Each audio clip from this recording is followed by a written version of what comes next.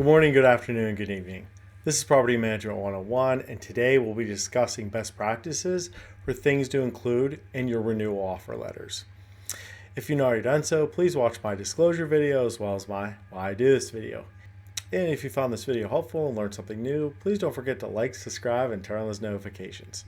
This video will apply for anyone in the property management industry, regardless of the type of asset or demographic that has to offer a renewal offer letter. This video will be referring to the letter that is provided to a resident when their lease is up for a renewal. And this is the letter that outlines the offers. The number one best practice of things to include in your renewal offer letter: include the notice requirement. I would really make sure that you outline, if the resident does elect to move out, what is the notice they're required to give as per their lease. I would even refer or copy that section of the lease that outlines the notice required period, and make sure that it's clearly outlined as far as what kind of notice is given. Does it have to be in writing? Could be verbally. What kind of notice timeline do they have to give? Do they have to give so many days notice before their expiration date? Number two best practice to include when putting together your renewal offer letters: if no action consequences. So this means if the resident doesn't give notice, doesn't sign a renewal, and doesn't move out, what happens? So does that mean the resident will defer to a month-to-month lease?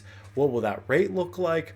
That is really important information. This actually helps motivate them to make a decision and get back to you, regardless what decision they make. And this helps you know who's moving out, who's staying, who's not.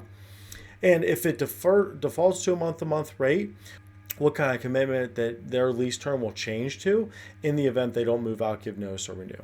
And the last best practice to consider when putting together renewal offer letters: clearly outline the renewal options. This should be the simplest part to read out of everything on this offer letter.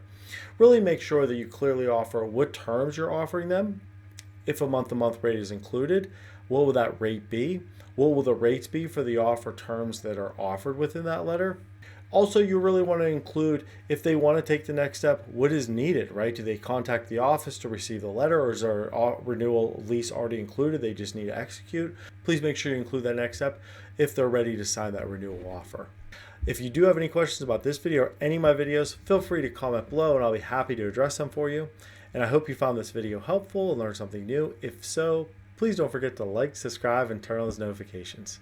Happy leasing.